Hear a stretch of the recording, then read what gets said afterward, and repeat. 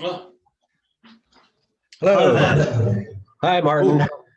Oh, hi, Jason.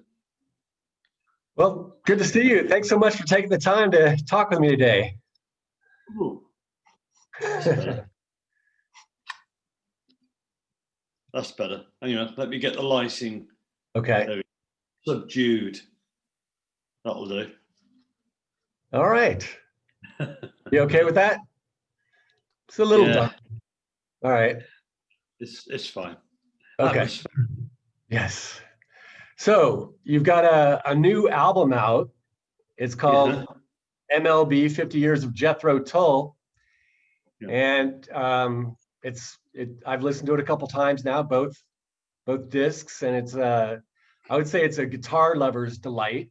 A lot of great guitar Okay. playing on there. Um, the first side is the band, and the second side is mostly acoustic. Although you threw some Mhm. bonus tracks in there, some live Yeah. bonus tracks of the band. When did the album actually come out? I sold it at gigs in 2019 because we did a 50 years anniversary tour with Dee Palmer, Clyde Bunker, and the girls. Uh, And this was a sort of a special CD only available at the gigs as a sort of little Incentive? something special, and it was a very limited amount, so they're gone. And somebody heard about the CD and said, "Look, we want to release it." And I went, "Well, okay, but let's add 4 bonus tracks, make it something a bit different." So yeah, so essentially, it's been been around for a year, but in tiny quantities, and now it's obviously uh, available everywhere and slightly expanded. Right. So you joined up with Jethro Tull before the second album came out. So not an original member, but very close. How did that Yeah. come about? I mean, were you playing? Well, we met. Jethro Tull and my band met in '68 in a club near here where I live, near Plymouth, in the UK, and we had a lot in common because me and Mick got on really well. Mick's a great player. I was a big fan of his playing, and then my flute playing and Ian's flute playing was both in the Roland Kirk style, so we had a lot in common. And then when Mick left the band 2 or 3 months later, that they remembered me and asked me to audition. I got shortlisted with Tony Iommi and Mick Taylor. They chose Tony at first. Tony didn't particularly like the music. Uh, Right, so I was next on the list, and right. here I am. So well, it worked out well for both of you. I mean, Tony had Yeah, it quite did. It a was, success with Black Sabbath. yeah, yeah, exactly. Yeah, I'm pleased for Tony. He found his niche and did well with it. Right. Would you be touring right now, do you think, if it wasn't for COVID-19? Yeah. Oh yeah. Yeah, we would have been at March, April. I can't. I got my eraser on the calendar and went through all the months rubbing out the gigs. So I didn't want to see them, and I always write them in pencil because you never know what's going to happen. Gigs get changed. So yeah, we would have come back from Toronto um, last week, and probably we'd have something else going on in November. I'm blanking it out because I don't really want to drive myself crazy with what would have been happening. Well, what So have you been doing to occupy your time then? writing a lot of music. I've done a lot of writing. I've been playing my flute, funnily enough, a lot more than I have been. So I've got my music exams coming up.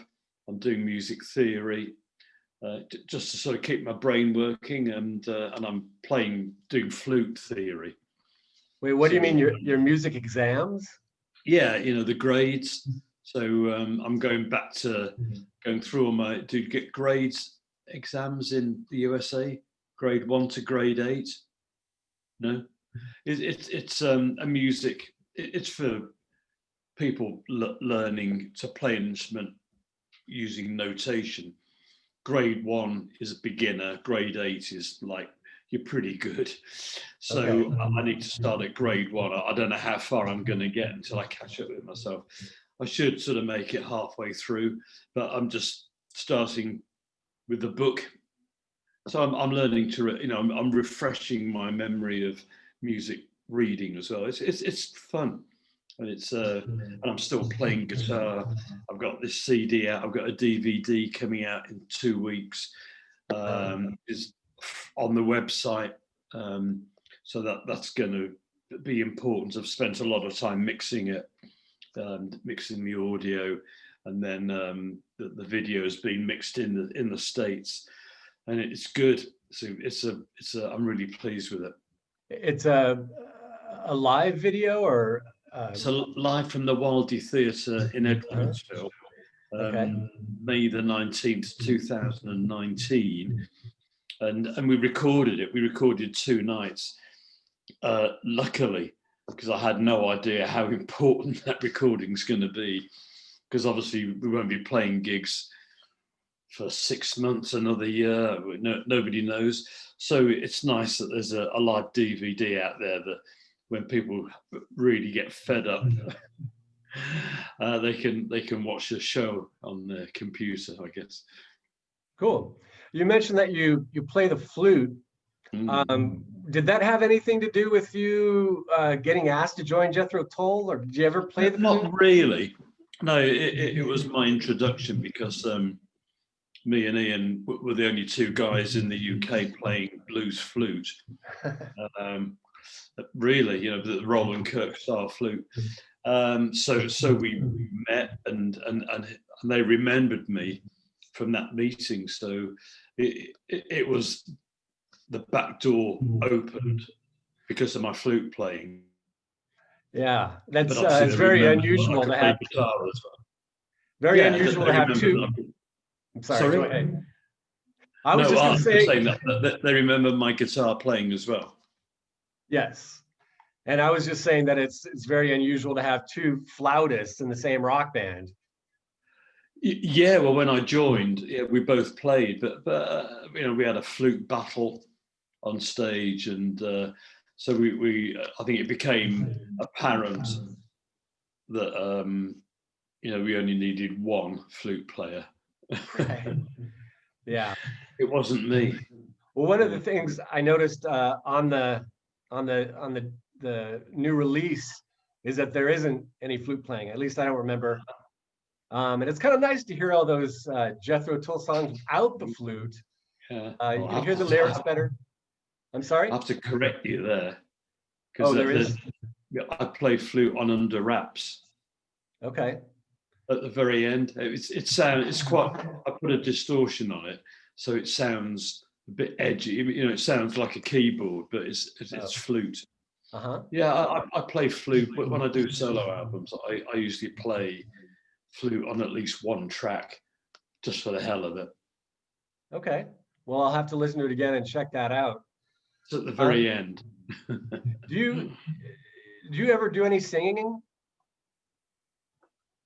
Any singing? Oh, singing. I have done, but it wasn't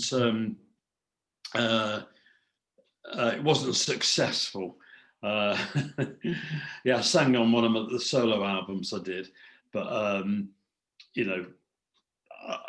I could sing in tune, but that's not enough. You got to have a great tone, and I think if you sing all the time, maybe in 5 years from when unless you just have a natural voice, you got to learn how to get a good tone, and I didn't have 5 years patience, so I gave up.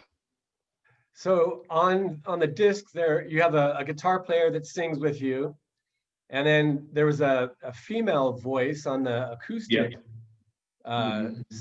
disc. Who was that? It's 2 girls, Becca Langsford and Alex Hart, and they do our backing vocals when we do gigs, live gigs. Mm-hmm. And then that acoustics section they do at the live show as well. So they just sort of transferred that performance to the studio recording. Uh-huh. Well, you had in your band now, you've got Clive Bunker and Deep Palmer, both of whom played with Jethro Tull.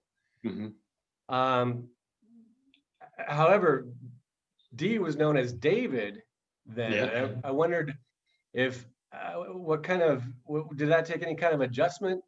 Um, You mean in a physical way, in a surgical sense? well, no. I'm not. I'm just asking about your experience, not Oh her. yeah, well yeah. I mean, I'm making a joke, but it's not funny.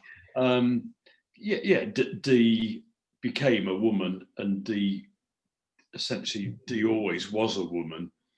But like so many, I mean, some of them are tragic cases where, you know, it's a woman inside a man's body, and you know, they get married and they have children, and they go through the whole process, but they deep down they're a woman, and Dee got liberated, and she's a woman, and she's a lovely person, and happy, and still fun to be around, of course. I mean, in most ways, she hasn't changed. You know, she's Right. a person is a person, and I, Right.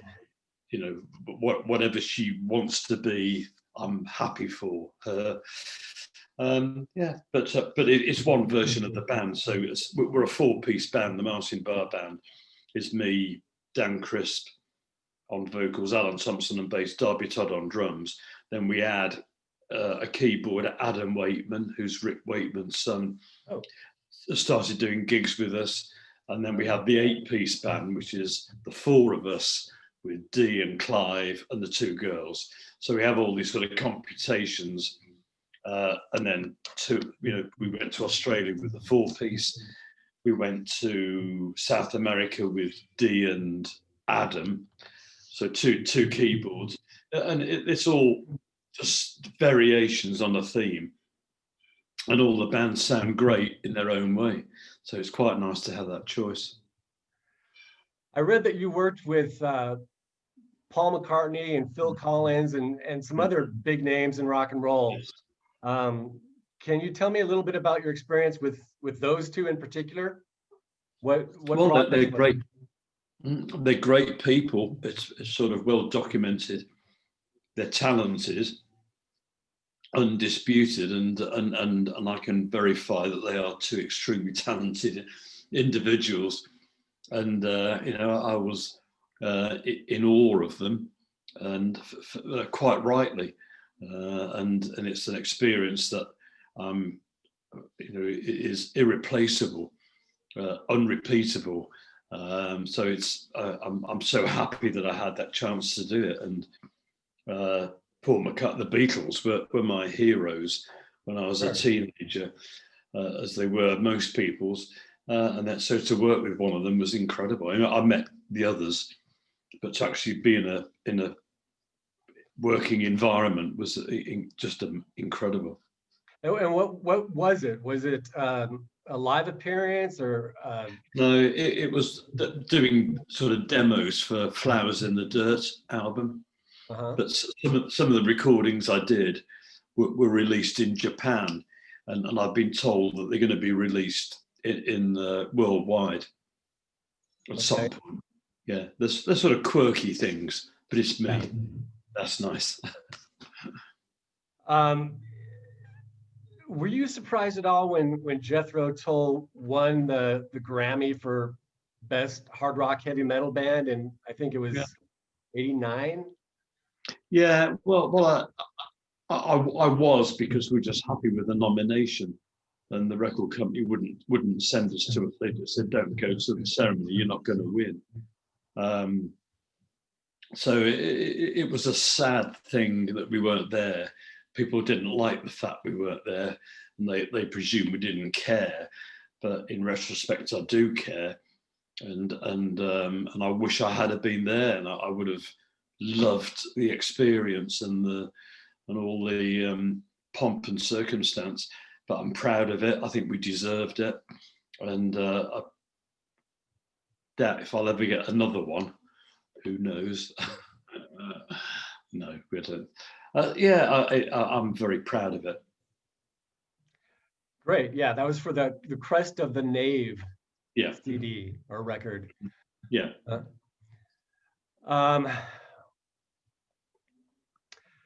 Well, I just wanted to mention to you one thing, which is that I wasn't sure whether to pronounce the word flautist or flutist. So I looked it up, and what I saw was that it says, according to Brian Garner, flautist is the predominant spelling in British England, but only because British writers changed flutist to form a distinctly British spelling of the word. Then it goes on to say, it would thus be more accurate to say that the British progressive rock band Jethro Tull features a flautist rather than a flutist. Yeah. Yeah, it's flautist is the right word, but it's like a lot of words that they get bastardized is the word, and they just get changed, in language. So in America, words change, English words change, and then in England, American words change. So we have this sort of, that the language flies around the planet and gets adapted according to who's speaking. Yeah, it's in my world, they're both correct. Yes. Flutist is logical because you play a flute. Saxophonist, you play a saxophone. Guitarist, you play a guitar. Flute, it's a flutist. Yeah. Flautist, guitarist, saxophonist. It's just an old. It's whatever. Right. It's just a. Yeah. Either or is acceptable. Yeah. Yeah. Well, you're scheduled to play Tucson, where I am, Tucson, Arizona. Oh yeah. In May, so that's like 6 months from now. Yeah, it's up in the air. Tell me, do you know something I don't know? No. No, me neither. I sure don't. It's yeah. We'll play the gig, but I don't know when it will be. When it will be, we will play it. It just gets pushed back, and it might get pushed back again. It might not. There's nobody on the planet who knows. No politician, scientist, or musician knows. Right. Yeah. I mean, maybe you'll be allowed to tour. Maybe there will be a vaccine, but it's hard to imagine that it won't at least affect the attendance. I think, exactly. Yeah. So there's a lot of variables in there that they might allow the concert. Then the bands have to want to do it and accept the risk, and then the audience have to accept the risk. So, and at the end of the day, whatever happens is that it's down to personal risk, what you're prepared to do and prepared not to do. Right. Well, thank you again for taking the time. You've got a new album. Mm-hmm. It's called MLB, 50 Years of Jethro Tull. Mm-hmm. That's it. Thank you. Look forward to seeing you sometime. Actually, I did want to see if you wanted to let people know where they can pick it up if they'd like to. Go to my website and it's got all the information, martinbarre.com. Okay. All right. Yeah, I don't know. Okay. But the website does. All right. Well, thanks so much. Cool. Okay. Nice to meet you. Nice to meet you too. Take care. Take care, Jason. Bye. Bye. Bye.